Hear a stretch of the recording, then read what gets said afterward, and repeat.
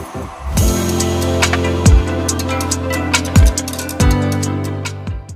શ્રી કૃષ્ણ, જય માતાજી, હર હર મહાદેવ।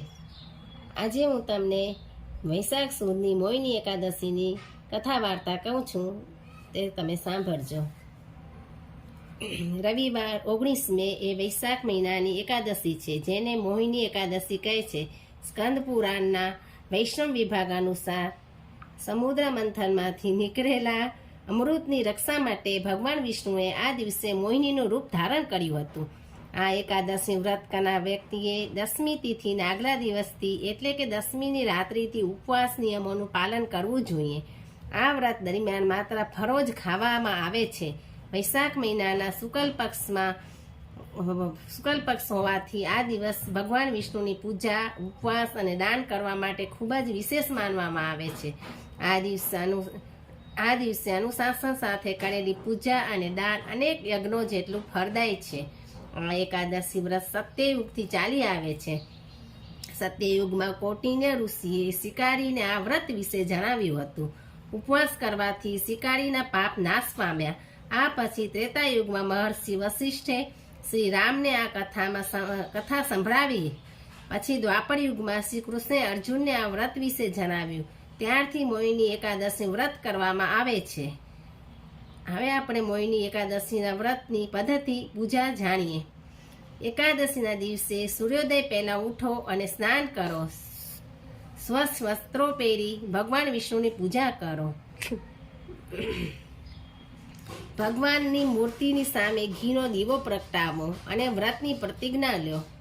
ભગવાન વિષ્ણુની મૂર્તિની પૂજા કરો। પંચામૃત અને જળથી મૂર્તિને અભિષેક કરો। પીળા ફૂલ અને તુલસીના પાન અર્પણ કરો। ધૂપ અને દીપથી આરતી કરો। મીઠાઈઓ અને ફળો અર્પણ કરો। રાત્રે ભજન કીર્તન કરો। મોહિની એકાદશીનું મહત્વ એવું માનવામાં આવે છે કે વૈશાખ મહિનાના શુક્લ પક્ષની એકાદશી વ્રત કરવાથી માનસિક અને શારીરિક શક્તિ મળે છે। આ વ્રતથી અશક્તિ સમાપ્ત થાય છે, તેથી તેને મોહિની એકાદશી કહેવામાં આવે છે। કેટલાક ગ્રંથોમાં કહેવાયું છે કે આ એકાદશી વ્રત કરવાથી ગાયનું દાન કરવા સમાન પુણ્ય મળે છે। આ વ્રતથી તમામ પ્રકારના પાપો દૂર થાય છે અને આકર્ષણ વધે છે। આ વ્રત રાખવાથી કીર્તિમાં વધારો થાય છે। જય શ્રી કૃષ્ણ। હાલો, હવે આપણે સૌ વૈશાખ સુદની મોહિની એકાદશીની કથા વાર્તા સાંભળશું। વૈશાખ શુક્લ પક્ષે તુકી નામ એકાદશી ભવેત, કિમ ફલમ કો વિધિસ્તત્ર કથ્યસ જનાર્દન। યુધિષ્ઠિરે ભગવાન શ્રી કૃષ્ણને પૂછ્યું, હે જનાર્દન, વૈશાખ માસના શુક્લ પક્ષમાં જે એકાદશી આવે છે એનું નામ શું છે, એની વિધિ શું છે, એનું ફળ શું મળે છે તે કહો। તો ભગવાન શ્રી કૃષ્ણે કહ્યું, હે મહારાજ, પૂર્વકાળમાં શ્રી રામચંદ્રજીએ મહર્ષિ વશિષ્ઠને આ જ વાત પૂછી હતી, તે તમે સાંભળો।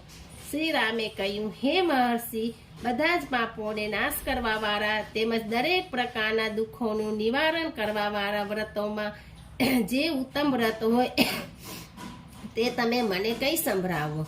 મહર્ષિ વશિષ્ઠે કહ્યું, હે રામ, તમારું નામ લેવાથી જ મનુષ્યો પાવન થઈ જાય છે, છતાં લોકોના હિતને માટે હું તમને પવિત્રમાં પવિત્ર સર્વોત્તમ વ્રત કહું છું, તે તમે સાંભળો।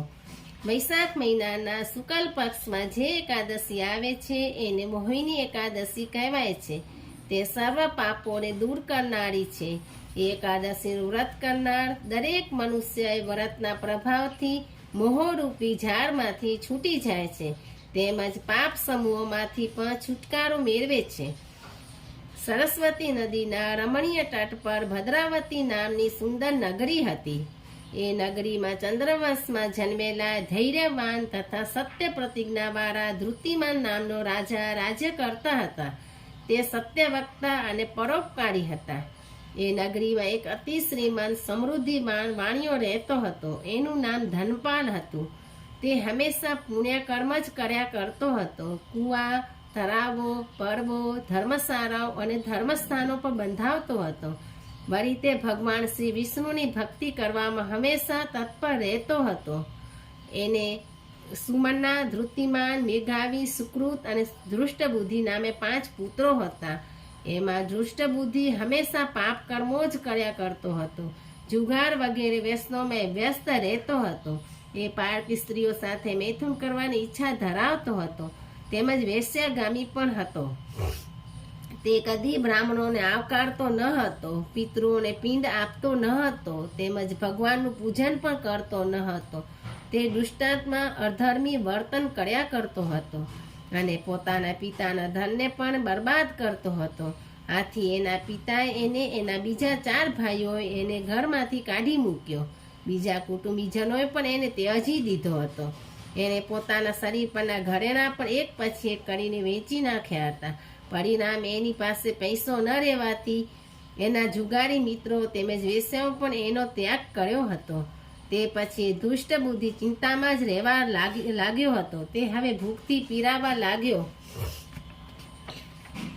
શરીર પરના વસ્ત્રો પણ ફાટી ગયા અને હવે મારું શું થશે? હવે હું શું કરું? ક્યાં જાઉં? ક્યાં ઉપાય વરે મારાથી જીવાશે? એમ વિચારો કર્યા પછી એણે પોતાના પિતાના શહેરમાં ચોરી કરવાનું શરૂ કર્યું. પણ આવી નાની નાની ચોરીઓથી દુષ્ટ બુદ્ધિનું મન ધરાતું ન હતું. તેથી એક દિવસ તેણે રાજાના મહેલમાં ચોરી કરીને તુરત જ માલામાલ થઈ જવાનું નક્કી કર્યું. પરંતુ દુષ્ટ બુદ્ધિ પકડાઈ ગયો. પગમાં મજબૂત બેડીઓ પહેરાવી મીઠું પાયેલા ચાબુકનો ઘણો જ માર માર્યો. હે મૂઢ બુદ્ધિવાળા ચોર, તારે મારા દેશની હદમાં રહેવું નહીં, એમ કહી ધૃતિમાન રાજા એની બેડીઓ છોડાવી નખાવીને એને ભદ્રાવતી નગરીમાંથી બહાર કાઢીને દેશ નિકાલ કરી દીધો. આથી તે જંગલમાં જતો રહ્યો. ક્યારેક પશુઓનું માંસ ખાતો, તો ક્યારેક મોર, તેતર, સસલું વગેરેને મારીને ખાતો. ક્યારેક ફળો, મૂળિયા અને પાંદડા, વેલા વગેરે ખાતો, તો ક્યારેક ભૂખ્યો પણ રહેતો. આમ દુઃખ અને શોકમાં દિવસો પસાર કરતો હતો. એક દિવસ વનમાં ફરતા ફરતા પુણ્યનો ઉદય થવાથી દુષ્ટ બુદ્ધિ કૌંડિન્ય ઋષિના આશ્રમે આવી પહોંચ્યો. ઋષિ ત્યાં ન હતા. એને જોયું તો ઋષિ ગંગા નદીમાં સ્નાન કરતા હતા.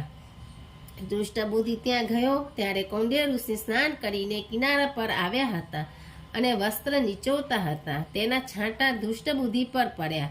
આ છાંટાનો સ્પર્શ થતાં જ એના દુષ્ટ વિચારો વિલીન થઈ ગયા. દુષ્ટ બુદ્ધિએ હાથ જોડીને વિનયપૂર્વક કૌંડિન્ય ઋષિને કહ્યું, હે મહાત્મા, કોઈ એવું વ્રત બતાવો કે જેના પુણ્યના પ્રભાવથી મેં કરેલા પાપ કર્મોમાંથી મારી મુક્તિ થાય. કૌંડિન્ય ઋષિએ કહ્યું, વૈશાખ મહિનાના શુક્લ પક્ષમાં મોહિની નામની એકાદશી આવે છે. એનું તું વ્રત કર. આ વ્રતથી મેરુ પર્વત જેટલા મહાન પાપોમાંથી પણ ઉદ્ધાર થાય છે. મહર્ષિ વશિષ્ઠે કહ્યું, હે રામ, ઋષિનું કહેવું સાંભળી દુષ્ટ બુદ્ધિને ઘણો જ આનંદ થયો. કૌંડિન્ય ઋષિના કહેવા અનુસાર એને મોહિની એકાદશીનું વિધિપૂર્વક વ્રત કર્યું. ભગવાને વિષ્ણુનું પૂજન, ઉપવાસ અને જાગરણ પણ કર્યું. આથી એના બધા જ પાપોનો નાશ થયો. એને દિવ્ય દેહ ધારણ કરીને ગરુડ પર બેસીને વિષ્ણુધામમાં ગયો. ભગવાન શ્રી કૃષ્ણ કહ્યું, હે યુધિષ્ઠિર, આ મોહિની એકાદશી વ્રત બધા જ વ્રતોમાં ઉત્તમ છે. યજ્ઞો વગેરે તથા તીર્થોમાં સ્નાન કરવાથી અને દાન કરવાથી જે ફળ પ્રાપ્ત થાય છે તે ફળ આ મોહિની એકાદશીના વ્રતના ફળના 16મા ભાગને પણ પહોંચી શકવાની યોગ્ય નથી. આ મોહિની એકાદશીના મહાત્મ્યને વાંચનાર કે સાંભળનાર પણ 1000 ગાયોના દાન કર્યાનું ફળ મેળવે છે.